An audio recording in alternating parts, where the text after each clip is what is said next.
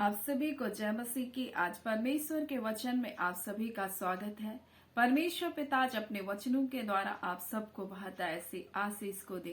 पिता परमेश्वर आज अपने वचनों के द्वारा आपसे बोले और बातचीत करे। हम लोग योवेल दूसरा अध्याय उसके 25 को जब पढ़ते हैं तो इस प्रकार से लिखा, जिन वर्षों की उपज अरबे नाम टिड्डियों और येकेल और हासिल और गंजाम नाम टिड्डियों ने अपने बड़े दल ने जिनको मैंने तुम्हारे बीच भेजा खा ली थी, मैं उसकी हानि को तुमको भर दूंगा।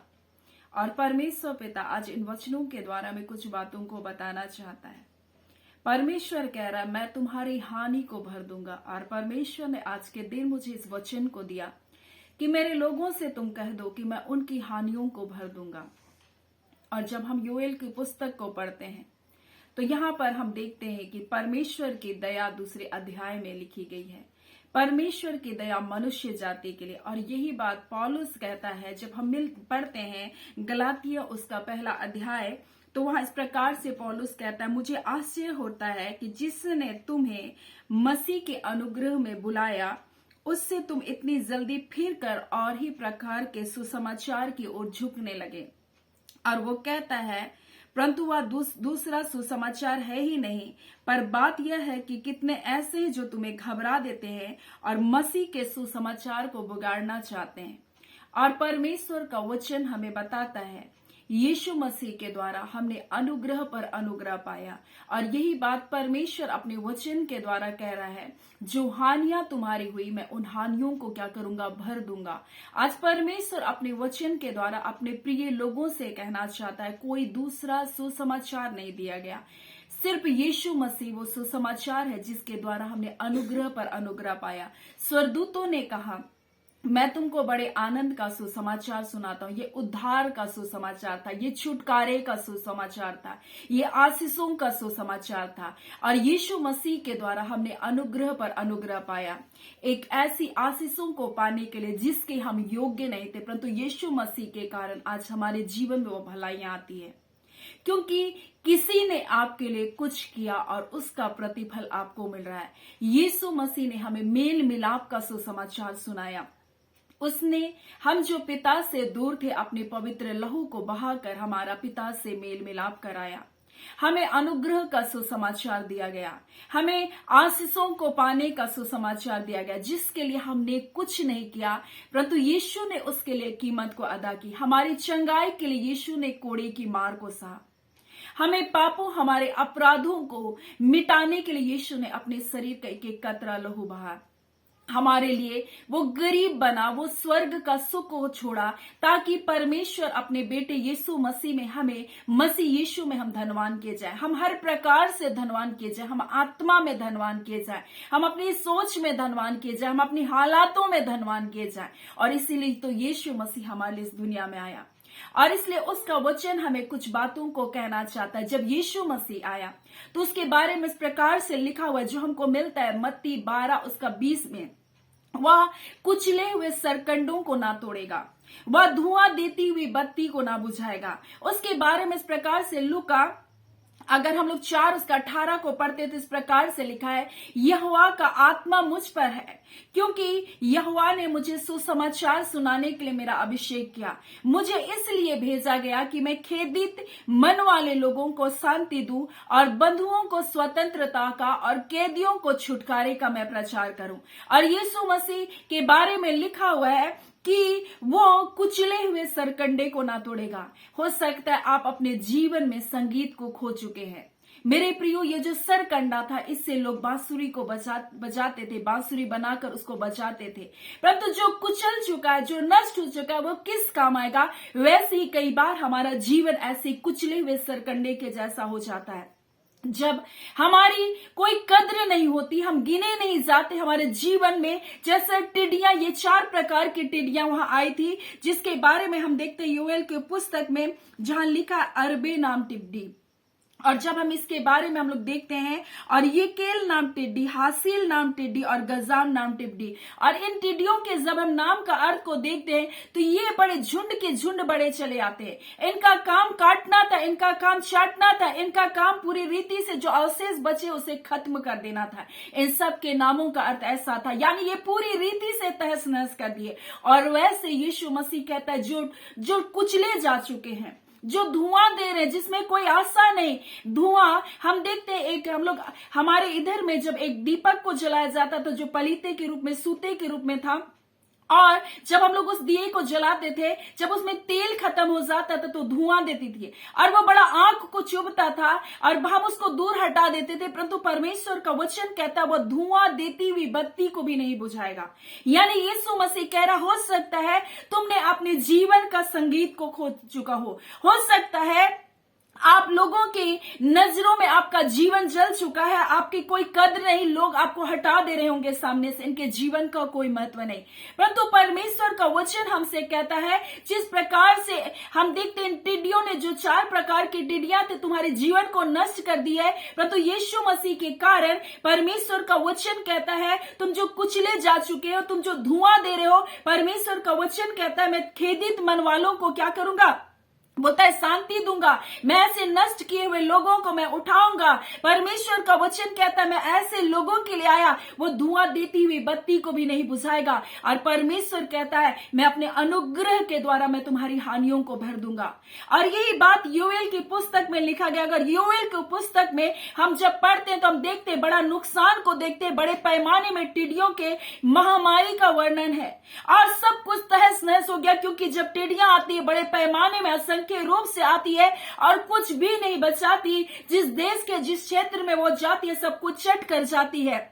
और परंतु परमेश्वर का वचन योएल की पुस्तक में हमें बताता है कि जब हम परमेश्वर की ओर मुड़ते हैं, जब हम उसके बेटे यीशु मसीह की ओर मुड़ते हैं, जब हम अनुग्रह की ओर मुड़ते हैं, और योएल की पुस्तक में इसी प्रकार से पश्चाताप का आह्वान किया जा रहा है, उपवास का आह्वान किया जा रहा है। और जब ये लोग परमेश्वर की ओर मुड़ते हैं तो परमेश्वर कहता है, हे देश तू मत डर, तू मगन हो, आनंद कर, क्योंकि यहोवा ने तेरे लिए बड़े बड़े काम किए हैं। यानी परमेश्वर स्वयं उनके बीच में, उनकी जरूरतों के बीच में, उनकी हालातों के बीच में स्वयं हस्तक्षेप करेगा।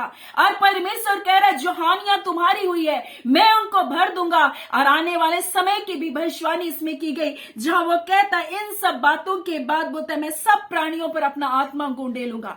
यानी परमेश्वर कह रहा है कि मैं अपने बेटे यीशु मसीह के कारण, उसके उस अनुग्रह के सुसमाचार के कारण जिसको तुमने विश्वास किया है, मैं तुम्हारे जीवन की हानियों को भर दूंगा।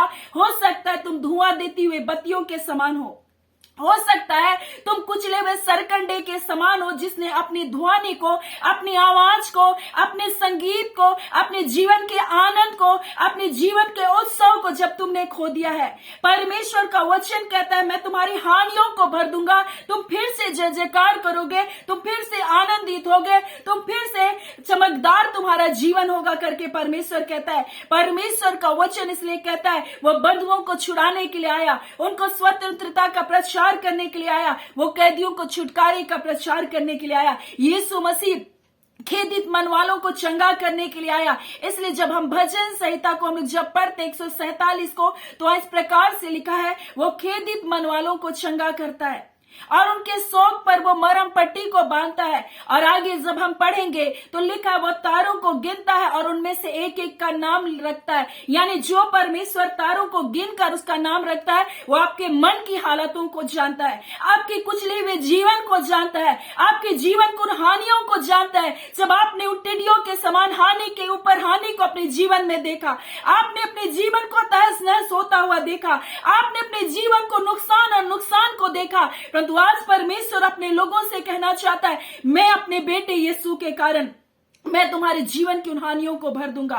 परमेश्वर का वचन आपसे वादा करता है, परमेश्वर का वचन ये आज आपसे कह रहा है कि उसके बेटे यीशु मसीह के कारण मैंने तुम्हारे जीवन में अनुग्रह को दिया। इसके लिए तुम्हें कुछ करने की लिए जरूरत नहीं है। लोग आपको कहते हैं आपके जीवन को सुधारने के लिए आपको ये उपाय करना होगा, आपको वो उपाय करना होगा, परंतु परमेश्वर जो यहोवा यीरे उसने उपाय किया और उसने अपने इकलौते बेटे यीशु मसीह को आपके लिए दे दिया। और कोई दूसरा सुसमाचार नहीं, क्योंकि यीशु मसीह के द्वारा हमने अनुग्रह पर अनुग्रह को पाया। ये अनुग्रह का सुसमाचार हमें दिया गया, ये छुटकारे का सुसमाचार हमें दिया गया, ये आनंद का सुसमाचार हमें दिया, ये मेल का सुसमाचार हमारे लिए दिया गया। आज परमेश्वर अपने वचन के द्वारा आपसे कहना चाहता है, जो हानियां तुम्हारी हो गई, जब तुमने मुझसे मुख को फेर लिया, जब तुम्हारे जीवन पापों में तुम जी रहे थे, परंतु जब तुम मेरे पास आए हो, मेरे बेटे यीशु मसीह के पास आए हो, जब तुमने मन को फिराया है, परमेश्वर कहता है मैं तुम्हारी उन हानियों को भर दूंगा। तुम हो सकता है कुचले हुए सरकंडों के समान हो सकता है तुम धुआं देती हुई बत्ती के समान हो, परंतु परमेश्वर कहता है कि वो धुआं देती हुई बत्ती को ना बुझाएगा, वो कुचले हुए सरकंडे को ना तोड़ेगा। वो परमेश्वर का वादा है। इसलिए परमेश्वर आज अपने वचन के द्वारा अपने प्रिय लोगों से कहना चाहता है, मेरे बेटे यीशु मसीह में तुम अनुग्रह पर अनुग्रह पाए हो और तुम्हें इसके लिए कोई उपाय करने की जरूरत नहीं है। जब तुमने अपने गुनाहों को माना, मेरे बेटे यीशु मसीह की धार्मिकता को तुमने स्वीकार किया, मैं तुम्हारी हानियों को भर दूंगा, चाहे वो कैसी भी बड़ी हानि क्यों ना हो। परंतु जब उन लोगों ने परमेश्वर की ओर अपने मुख को फेरा, परमेश्वर कहता है मैं तुम्हारी हानियों को भर दूंगा। और परमेश्वर का वचन इस प्रकार से कहता है, हे सिय्योन के लोगों, तुम अपने परमेश्वर यहोवा के कारण आनंदित हो, क्योंकि वो आनंद करो, क्योंकि वो तुम्हारे लिए वह वर्षा अर्थात बरसात की पहली वर्षा बहुतायत से देगा और पहले के समान अपनी अगली और पिछली वर्षा को देगा। और परमेश्वर वादा कर रहा है, मैं अपना आत्मा तुम्हारे बीच में उंडेलूंगा। और परमेश्वर वादा कर रहा है कि तुम्हारे बेटे और तुम्हारी बेटियां भविष्यवाणी करेंगे, तुम्हारे पुण्य स्वप्न देखेंगे और तुम्हारे जवान दर्शन देखेंगे। और परमेश्वर का वादा है कि मैं दास और दासियों पर भी अपना आत्मा को उंडेलूंगा। और परमेश्वर इसलिए कह रहा है, मैं अब तुम्हारी हानि को क्या करूंगा, बदल दूंगा। उन हानियों को क्या करूंगा, भर दूंगा। उन नुकसान को क्या करूंगा, मैं क्या करूंगा, भरपाई करूंगा। परमेश्वर कहता है मैं उन हानियों को क्या करूंगा, भर दूंगा। परमेश्वर कहता है जितना नुकसान हुआ, परमेश्वर कहता है मैं उनकी भरपाई करूंगा। अपने बेटे यीशु मसीह के कारण मैं तुमको आशीष को दूंगा, मैं तुमको चंगाई को दूंगा, मैं तुमको छुटकारे को दूंगा, मैं तुमको भलाई को दिखाऊंगा। और ये परमेश्वर का वादा है। आप इस वचन को अपने जीवन के लिए रिसीव कीजिए। हाँ परमेश्वर, जब आपने ऐसा कहा, निश्चय ये मेरे साथ होगा। आपके बेटे यीशु मसीह के अनुग्रह के द्वारा ये मेरे जीवन में हो चुका है। प्रभु मैं आपका धन्यवाद करती हूँ करके आप इस वचन को अपने जीवन में रिसीव करें और निश्चय परमेश्वर आपके जीवन की हानियों को क्या करेगा, भरपाई करेगा। परमेश्वर आपके जीवन को उन्नत करेगा। परमेश्वर अपनी आत्मा से आपको भरेगा। परमेश्वर आपके मुख पर अपने भविष्यवाणी के शब्दों को देगा। आप अपने जीवन के लिए भविष्यवाणी कर पाएंगे, अपने भविष्य के लिए भविष्यवाणी कर पाएंगे, अपने बच्चों के लिए भविष्यवाणी कर पाएंगे। आप नुकसान को सिर्फ देखने के लिए नहीं बनाए गए, परंतु मसीह यीशु में आप जयवंत होने के लिए बनाए गए। मसीह यीशु में आप आशीषित होने के लिए बुलाए गए। सो परमेश्वर पिता इन वचनों के द्वारा आप सबको बहुत ऐसे आशीष को दे। आमीन। आइए हम प्रार्थना करेंगे। धन्यवाद देते हैं जीवते सच्चे सामर्थी पिता परमेश्वर, प्रभु यीशु मसीह के नाम से प्यारे पिता आपके निकटता, आपकी हुजूरी में आते हैं। आज के सुंदर समय के लिए, आपकी दया के लिए, आपके अनुग्रह के लिए, जो आपके बेटे यीशु मसीह में आपके बच्चों के जीवन में किया पिता। उसने कोड़े की मार को सहा ताकि हम चंगाई को पाए। उसने लहू को बहाया ताकि आपसे हमारा मेल मिलाप हो जाए। उसने हमें हमारे लिए उद्धार का सुसमाचार को सुनाया, हमें छुटकारे का सुसमाचार को सुनाया। और खुदा उन हानियों से, उन जोखिमों से ओ पिता परमेश्वर आपने पिता निकाल कर प्रभु हमारी हानियों को भर देने का सुसमाचार को सुनाया। ओ पिता परमेश्वर, शत्रु हमारे जीवन पर नुकसान और नुकसान को लेकर आता है, परंतु यीशु मसीह के द्वारा प्रभु जी, हाँ पिता, जीवन से बढ़कर जीवन को जीने के लिए बुलाए गए। इनकी जो हानियां हुई प्रभु जी, हाँ खुदा सोच सकते प्रभु जी कि मेरे जीवन हानियों को कौन भरेगा, परंतु खुदा आज के दिन जब आपने ये वचन को मेरे हृदय में डाला, आपने कहा मेरे लोगों से कह दो कि मैं उनकी हानियों को भरने जा रहा हूं। प्रभु जी, मैं उनके जीवन की हानियों को भरने जा रहा हूं। ऐ खुदावन परमेश्वर, लोगों के इनके जीवन में ऐसे ऐसे लोग आए प्रभु, जो हानियों पर हानि को लेकर आए। हाँ पिता, अपने जीवन में सिर्फ इन्होंने नुकसान और नुकसान को देखा, परंतु आज आपके वचन के द्वारा आप कह रहे हैं मैं तुम्हारी हानियों को भर दूंगा। मेरे बेटे यीशु मसीह को अनुग्रह के द्वारा मैं तुम्हारे जीवन में अपनी भलाई को लेकर आ रहा हूं। प्रभु जी, हम आपका धन्यवाद देते हैं। जय छुटकारा, यीशु के नाम से आपके प्रिय लोगों के जीवन में आने के लिए प्रभु हम आपका धन्यवाद देते हैं। आपने बंधनों को तोड़ा है, आपने आजाद किया है मसीह यीशु में प्रभु जी। इनके जीवन में भलाइयां आ चुकी है प्रभु जी, हम आपका धन्यवाद करते हैं। हाँ पिता परमेश्वर, हर निराशा परमेश्वर उनके जीवन से खत्म हो चुका, अंधकार के सारे बंधन तोड़े जा चुके हैं प्रभु, आपका धन्यवाद। अंधकार की शक्ति अब इनके जीवन पर राज्य नहीं कर सकती, निराशा की बातें इनके जीवन पर राज्य नहीं कर सकती। हाँ पिता परमेश्वर, जब टेढ़ी आती है प्रभु जी, आसमान को छा लेती है और अंधकार बन जाता है, परंतु यीशु मसीह उजाला बनकर आया, उनके नुकसान को भर रहा है प्रभु जी। हम आपका धन्यवाद देते हैं खुदा प्रभु, हम आपका धन्यवाद करते हैं, हम आपकी स्तुति करते हैं, हम आपकी बड़ाई करते हैं खुदा परमेश्वर। बीमारियां यीशु के नाम से चंगी किए जाए।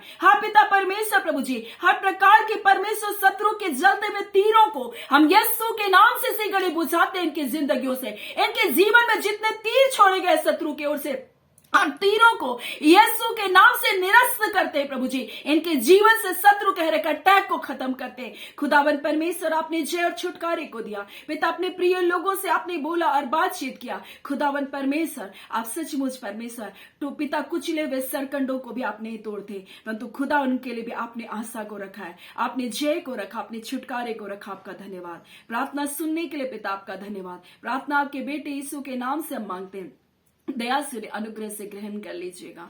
आमीन। परमेश्वर पिता आप सबको बहुत ऐसे आशीष को दे। आमीन।